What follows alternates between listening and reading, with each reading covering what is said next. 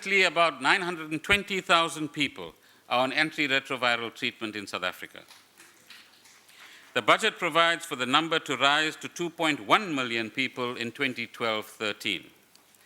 In addition, we will continue to broaden the use of public-private partnerships in the health sector, in particular to improve our hospital system. The flagship public-private partnership hospital project, Minister Matsualedi has bought me a nice bottle of mineral water to say this. The flagship hospital project will be the Chris Hani Baragwanath Hospital, for which a feasibility study is now complete. In addition, the new George Makari Hospital and the Polokwane Academic Health Complex are also being fast-tracked. Alongside long-term reforms to the financing of healthcare, a closer partnership between the public and private healthcare systems is a prerequisite for the introduction of a national health insurance system. Our total national and provincial health spending is projected to be 105 billion rands next year. Mr. Speaker, education spending remains our largest item of spending, giving meaning to our commitment that it is our #1 priority. The total budget for education next year is 165 billion rands, and Minister Motseka and Minister Nzimande have not bought me mineral water yet. To roll out workbooks in all 11 official languages, to help raise our literacy and numeracy levels, and to test all learners in grades 3, 6, and 9, a further 2.7 billion rands is allocated to the Department of Basic Education. Expanding and improving capacity at our FET colleges is a vital part of our growth strategy. We have set ourselves ambitious targets to expand the number of young people studying vocational subjects. The budget for FET colleges of 12 billion rands over 3 years has been shifted from the provinces to the national department. No wonder Minister Nzimande is looking so cheerful today. A further 1.3 billion rands is allocated to improve the salaries of FET college educators. Mr. Speaker, Parliament in its report on the medium-term budget policy statement correctly identified the need for more spending and better coordination in the important area of rural development. In addition to the funds allocated to the Department of Rural Development and Land Affairs for the Comprehensive Rural Development Strategy, we are setting up a new grant to support on-site water and sanitation infrastructure as part of the Rural Housing Program. An initial 1.2 billion rands over 3 years is provided to Ministers Nkwinti and Sonjika to spend. Minister Sekwale will be happy to hear that the Human Settlements Grant is one of the fastest growing grant items in the budget. Supported by rising spending on water and sanitation, these investments are critical to reshaping our townships, cities, informal settlements, and rural areas.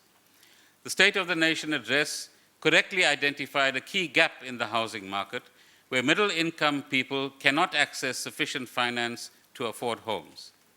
Government and the banks will work together to find appropriate financing support measures so that more people can access home loans. An additional, of course, Minister Sekwale is going to add $1 billion of his own money there.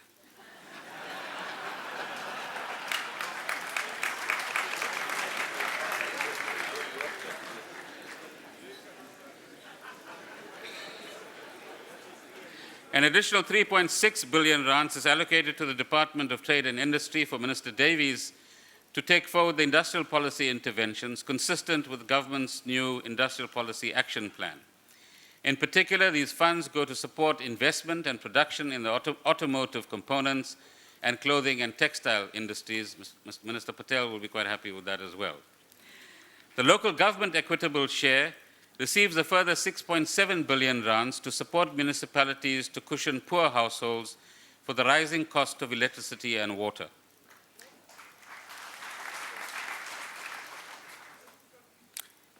An additional 2.5 billion rands goes to the municipal infrastructure grant. total allocations to municipalities rise from 55 billion rands in 2009-10 to 78 billion rands in 2012-13. Minister, are you happy? Okay. We are mindful of the fact that even though transfers to municipalities have increased strongly over the past 5 years, service delivery problems still persist. We are working with the Minister for Cooperative Governance and Traditional Affairs, Minister Shteka, to resolve these problems, to improve financial management, and to ensure that higher spending allocations translate into real improvements in people's lives.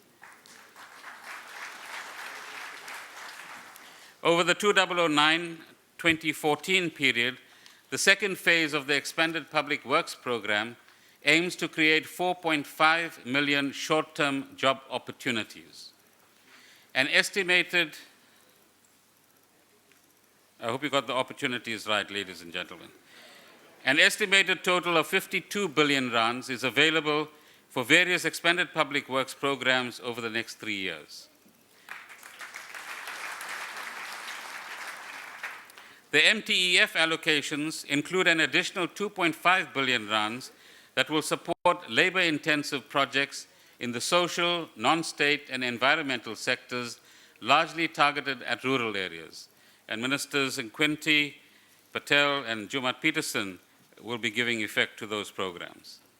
In 2010-11, 89 billion rands will be spent on social grants. Provision has been made for the phased extension of the child support grant up to a child's 18th birthday. The state old age pension and the disability grant increases by 70 rands to 1,080 rands a month.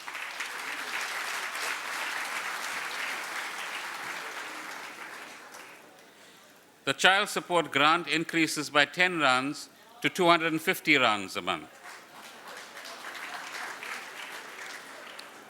We recognize that the increase in the child support grant is slightly below the inflation rate, but the social benefit and the cost of bringing 2 million more children into the net implies that we have to adjust this grant more moderately, and Ministers Molewa and Mahender Sibia would be quite happy to implement those programs on our behalf. Mr. Speaker, the savings exercise that we have undertaken must be seen as a first step to getting better value for money. Too often, the culture in the public service and in state-owned enterprises is to ratchet up salaries, spend on frills, spend more on marketing the agency than in fixing the service. Jointly with Minister Chabane's new department, we will be conducting a comprehensive evaluation of several key spending areas this year with a view to eliminating ineffective programs and generally improving value for money.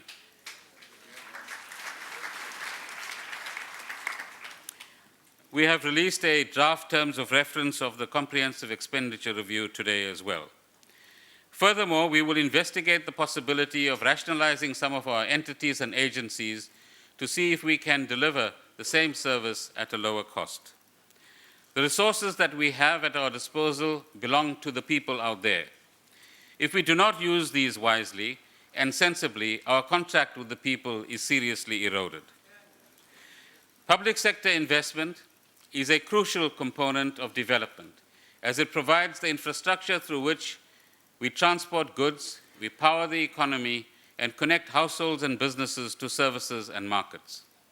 Over the next 3 years, the public sector aims to spend 846 billion rands on its infrastructure program.